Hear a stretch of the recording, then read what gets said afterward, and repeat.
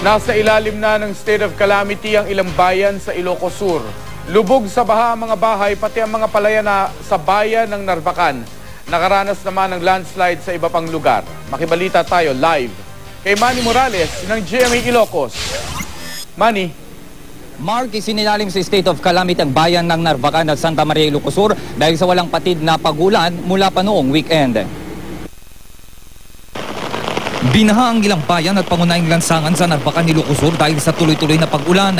Tulad na lang sa National Highway sa barangay Bantay Abot kung saan umapaw ang isang ilog.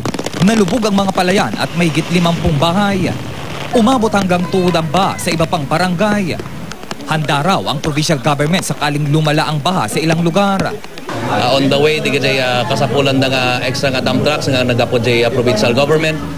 It's on to the Osarenda as for forced evacuation.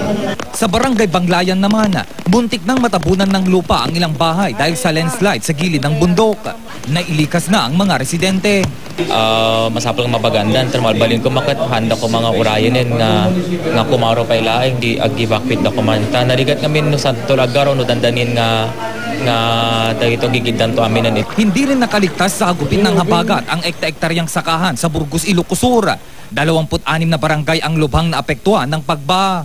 Pinag-aaralan na rin kung isa sa ilalim ang buong probinsya sa state of calamity para magamit ang calamity fund sa pagpapaayos ng mga bahay at sakahan.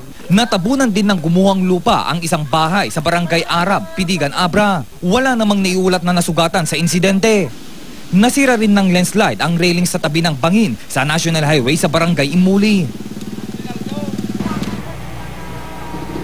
Mark, hanggang sa ngayon ay nararanasan pa rin ang pabugso-bugsong pag-ulan dito sa lalawigan ng Ilocos Sur at ang karatig probinsya ng Abra at Ilocos Norte. Dito sa mismong kinatatayo natin ngayon dito sa Santa Maria ay unti-unti nang bumabangon ang mga ibang residente matapos hanggang gadibdib o hanggang dito mismo sa mismong ulo ang laki ng tubig kahapon dahil sa lakas ng buhos ng ulan. At hanggang ngayon naman ay malakas pa rin ang ulan dito sa Ilocos Sur at ang mga ibang barangay ay wala pang kuryente hanggang sa ngayon. At yan ang latest mula dito sa Ilocos Sur. Manny Morales, Nagbabalita, Pilipinas.